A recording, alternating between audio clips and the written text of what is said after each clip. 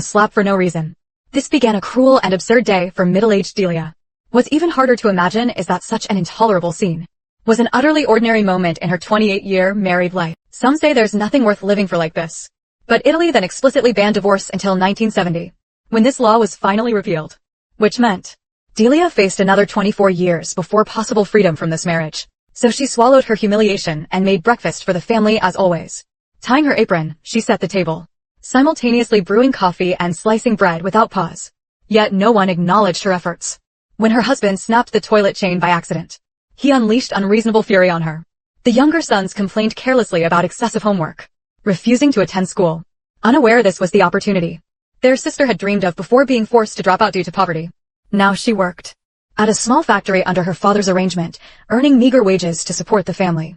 Yet her father remained dissatisfied, belittling her for neither contributing enough nor helping her useless mother. Marcella retorted to her father, while glancing at her silent mother, as if silently condemning her cowardice. Delia kept her eyes down, desperately trying to defuse the tension. But this only fueled Marcella's anger, who rejected the lunchbox Delia offered before leaving for work. What no one noticed was that Delia prepared breakfast for everyone, except herself. After finally seeing off her departing husband, one might think Delia could rest. Yet, her hemiplegic father-in-law still required care. Like a rotten apple spoiling the barrel, this patriarch epitomized toxic masculinity. Though he gambled away their home through horse racing, he claimed leaving inheritance to his son. His wife couldn't endure his criminal behavior and chose suicide by jumping. Yet he boasted she'd lived like a queen. Now bedridden, he still made inappropriate advances toward his daughter-in-law. Facing this repulsive old man, even long-suffering Delia finally spoke out. But mostly she'd just roll her eyes and exit the room in disdain. Too many tasks awaited her. First, fixing the broken toilet before her husband's violent return. Then rushing to her 4 part-time jobs after household chores. First, administering injections to an elderly man with limited mobility. During this, she endured verbal harassment again, awaiting payment afterward. Delia observed the wealthy household. The father lectured his son on values at dinner, while the mother's input earned only an immediate be quiet. Delia realized women, be they privileged or working class, held subordinate positions without autonomy in family structures. Not even the right to express an opinion. After receiving a meager 20 lire wage, Delia hurried to the tailor's shop again. Sewing underwear is her second job and her best-paying one, because the shop owner is a woman who never exploits or undercuts women's rights. But Delia's third job was less fortunate. Umbrella repair was hard enough, but that day the boss made her train an apprentice, who was clumsy and couldn't grasp anything, no matter how she taught him. What frustrated Delia most was that this new apprentice earned more than her, a skilled worker with 3 years' experience. When she questioned the boss in confusion, he dismissively replied, because he's male. Delia was speechless, and an unfamiliar feeling began stirring within her. Her fourth job was hotel laundry. Absurdly, though there was an elevator, she wasn't permitted to use it, forced to haul heavy laundry buckets up 5 flights to the rooftop for drying. Finally done with work, Delia rushed to the market to buy dinner ingredients. This was her only respite all day, where she could chat with Marissa, her vegetable-selling friend. Truthfully, Delia always envied her. Though also poor, Marissa had an adoring husband. Even childless, they remained as inseparable as newlyweds. After sharing daily trivialities, Marissa pressed greens into Delia's hands, adding, "I'm making jam tonight, you must come help." Although Delia wanted to agree immediately, but she had no right to make her own decisions. So she awkwardly said she would ask her husband for his opinion. After saying goodbye to her friend, Delia prepared to go home. But on the way back, as before, she deliberately passed by a car repair shop. She met the mechanic in the shop who had a gentlemanly demeanor. It turned out they had once been lovers, but fate separated them, leaving regrets. Later, Nino learned that Delia was not doing well, so he always wanted to save their relationship. Although Delia also had the urge to reconcile, but reality prevented her from taking any risks. However, this meeting made her resolve waver again, because Nino planned to move to another city to build his career. Once he left, he might never return. So when he proposed that they leave together, Delia's resolve began to waver. As she pondered her choices, she found herself at her doorstep without realizing it. However, as she was about to enter, the neighbor suddenly called out to her, saying she had a letter for her, since letters had always been addressed to her husband. So when Delia repeatedly verified that the letter was for her, she felt surprised and scared, her eyes wide with horror. She begged the neighbor not to tell her husband about it. And the neighbor simply said, "I won't meddle in your affairs." Slightly reassured, Delia hurried home. Then she carefully opened the envelope, and the moment she saw its contents, she was so excited that she nearly burst into tears. After finally calming down, she treated it like a precious treasure, and placed the letter neatly into her jewelry box. Then, from a hidden drawer, he produced a small tin can, and deposited the money concealed in his shirt. It turned out that after finishing her 4 daily jobs, Delia would secretly stash away a little cash, though not much. Yet it gave her a sense of security. Soon, darkness had completely fallen outside, as Delia finished preparing a delicious dinner. Just then, Marcella stormed in and snapped at her. Earlier that evening, Delia had encountered Marcella chatting with her boyfriend Giulio. Having dated for a year, Giulio suggested their parents meet tomorrow. Delia, delighted, immediately offered to host. But their humble home and troublesome father/brothers embarrassed Marcella. She didn't want her boyfriend's affluent family to witness their struggles. Unable to object before Giulio, she vented at home, "Why invite them here?" But Delia remained hopeful. Before the meeting, "We'll get everything in order." Just then, her dust-covered husband returned. Delia waited for him to wash up, to share Marcella's news.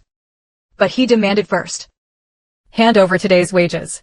Counting the money, he grumbled about the amount, before locking it in his private drawer. Recognizing his good mood, Delia urged Marcella to speak up. The news thrilled him. He boasted loudly out the window. At first, Marcella was thrilled to receive such strong parental support. But the next moment, she heard her father say, "How wonderful, once you leave, this house will finally be rid of women." Marcella could hardly believe her ears. She had thought her father merely disrespected her mother, but now realized he didn't see her as human at all. Though Marcella showed no outward signs, Delia sensed her daughter's sudden despondency. Delia tried changing the subject by mentioning jam making at a friend's, but before she finished, her husband cut her off. "You're going nowhere." Knowing he was sneaking off to meet his mistress, Marcella deliberately asked his destination. As tension mounted, Delia interjected brightly, "I nearly forgot.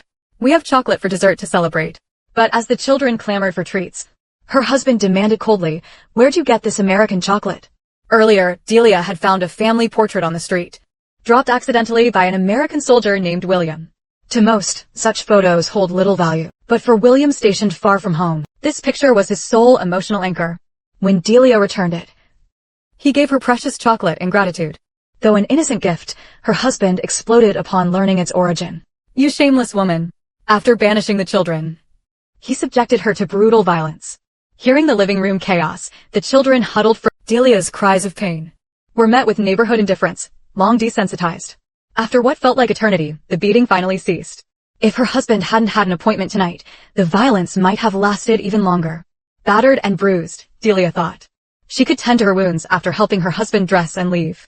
But then Marcella approached her again, demanding to know why she let her husband meet another woman, why she endured this routine violence, and why she couldn't find the courage to escape this living hell. Delia knew her daughter meant well. If she could, who wouldn't want a better life? But in these times, enduring was her only path to survival. Late that night, a helpless Delia took out the letter again, reading it for a long time. But ultimately, she crumpled it and tossed it in the trash. Hope felt too distant for her. Sticking to her monotonous routine seemed more realistic, especially with her daughter's first meeting with the in-laws approaching.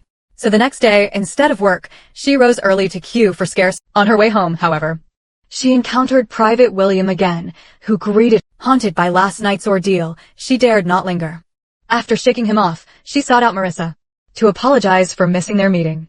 Marissa had expected as much, so she wasn't angry. Instead, she offered comfort.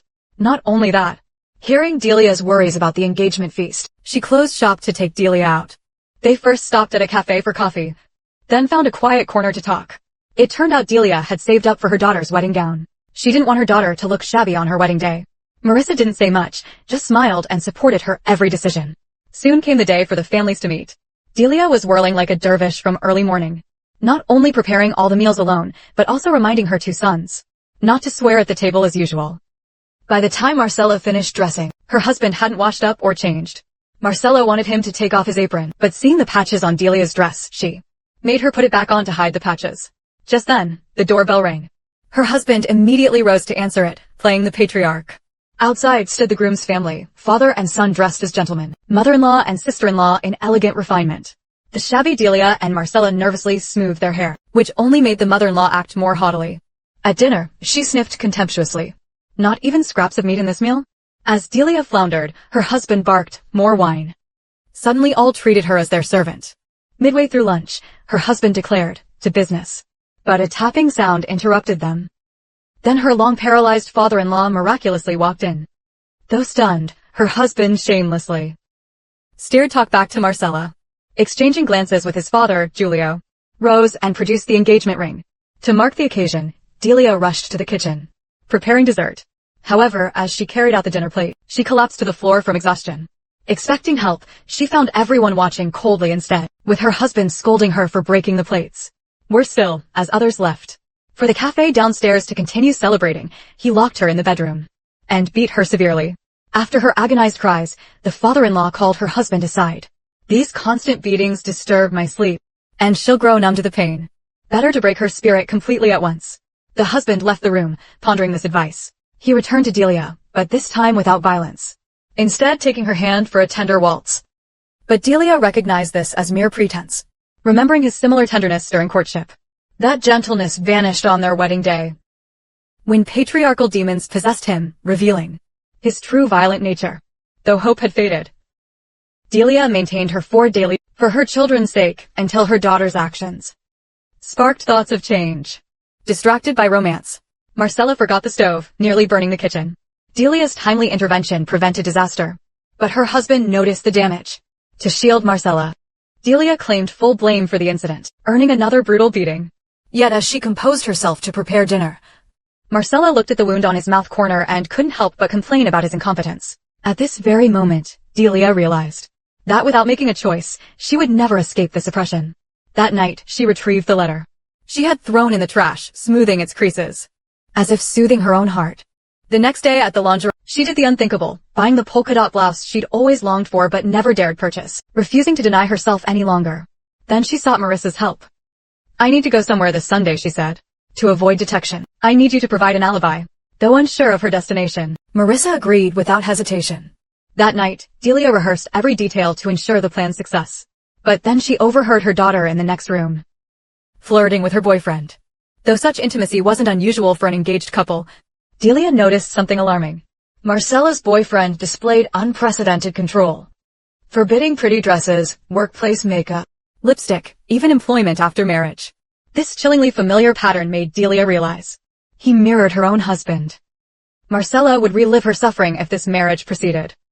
After dinner, she warned her daughter, "Giulio isn't a worthy partner." But Marcella, intoxicated by romance, mistook his domination for passionate devotion, dismissing her mother's urgent warnings. Moreover, since he owned a cafe with high income and social standing, her husband and father-in-law strongly endorsed this match, unaware that what they truly seek is a puppet they can control at will. Otherwise, they'd never marry a poor girl from a mismatched family. Seeing through this truth, to save her daughter from a lifetime of misery. So on a silent midnight, Delia blew up Giulio's cafe, with William the soldier planning and handling the cleanup, repaying a debt to her. William had long wanted to repay Delia, and offered assistance upon learning of her constant abuse. Initially, Delia resisted fiercely, but from her decision to change, she understood one's strength has limits, and help must be accepted when needed. Deprived of their sole income source, the Giulios declared bankruptcy and slunk back home. His wedding with Marcella was called off. Notably, he reclaimed the engagement ring before leaving, while Marcella, still deluded, begged her father to salvage the marriage. Rejected, she blamed her mother. "You always do nothing."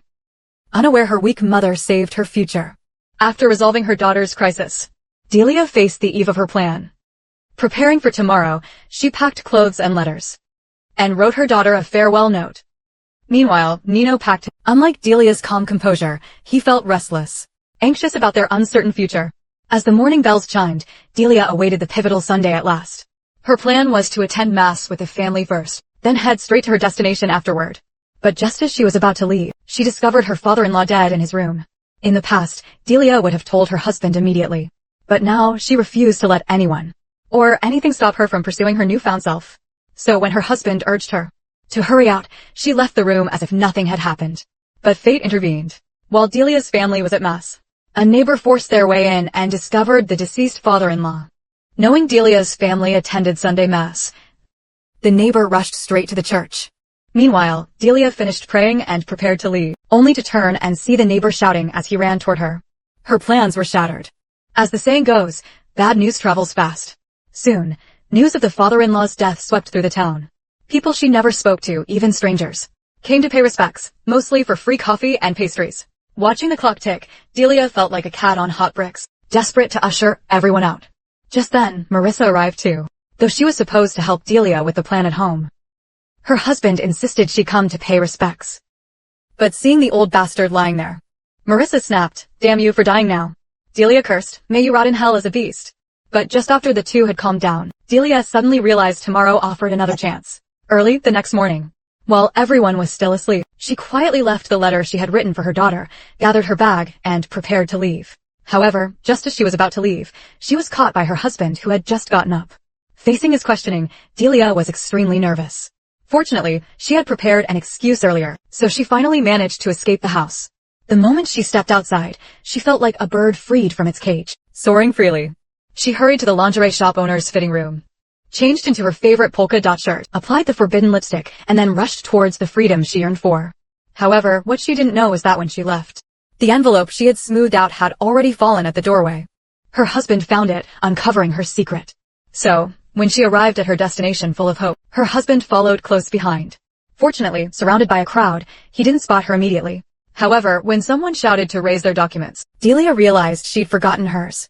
As she panicked, Marcella suddenly appeared and handed her the documents. It turned out that after seeing Mimi's father leave, Marcella had woken up. She saw the envelope on the nightstand. Inside was a stack of cash. And a note. "With this, you can go to school." Her gut feeling told her something was off, and found the folded documents. When their eyes met, neither mother nor daughter spoke, no words were needed. They also understood each other deeply. As the crowd continued to move slowly forward, Delia made her way up to the platform through the crowd. But this was no train station, it was a polling station, and that letter wasn't a love letter. It was the first ballot cast by an Italian woman, and the voting hall was packed. Poll workers repeatedly reminded women voters to blot their lips before sealing their ballots, as lipstick stains could invalidate their votes.